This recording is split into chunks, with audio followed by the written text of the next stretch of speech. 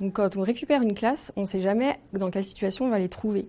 S'il y a eu un conflit avant, s'il y a eu un conflit avec un professeur ou entre eux, ou si vous allez les accueillir pour faire un devoir. Donc en général, ils peuvent être un peu stressés. Donc ce que je vais vous proposer aujourd'hui, c'est des exercices de respiration qui sont faisables par tous, par les professeurs et par les élèves.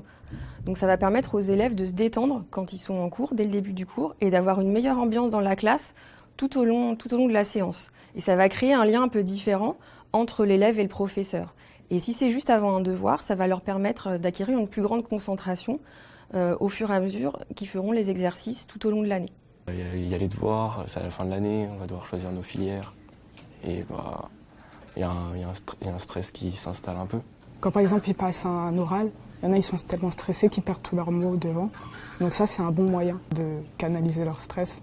Alors vous allez vous asseoir sur votre chaise, les deux pieds bien à plat dans le sol, les jambes légèrement écartées.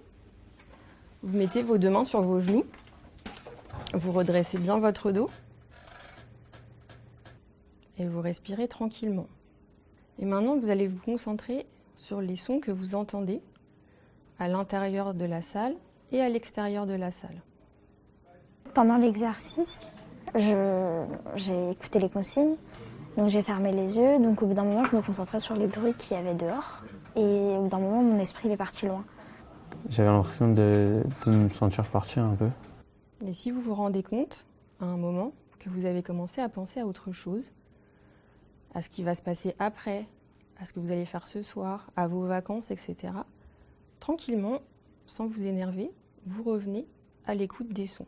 Alors quand on est tout seul, donc l'exercice des sons, ça peut être un peu compliqué à refaire, mais ce qu'on peut faire, c'est simplement déjà reprendre la position de départ, donc bien assis, les deux pieds sur le sol, les mains sur les genoux, le dos bien droit, les épaules relâchées, et on peut simplement se concentrer sur sa respiration, par exemple au niveau du nez, donc inspirer par le nez l'air frais et expirer l'air plus chaud, simplement se concentrer déjà comme ça permet de bien se détendre. Ou aussi on peut se concentrer sur sa respiration au niveau du ventre.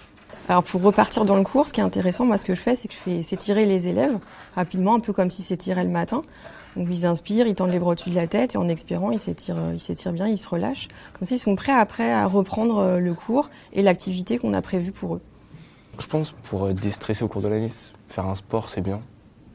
Parce que ça permet de changer les idées, d'être avec ses copains, faut avoir un loisir dans la vie parce que sinon tout le temps au travail, ça devient un peu lourd à la fin. Idéalement, il faudrait faire ça si les profs pouvaient à chaque début de cours.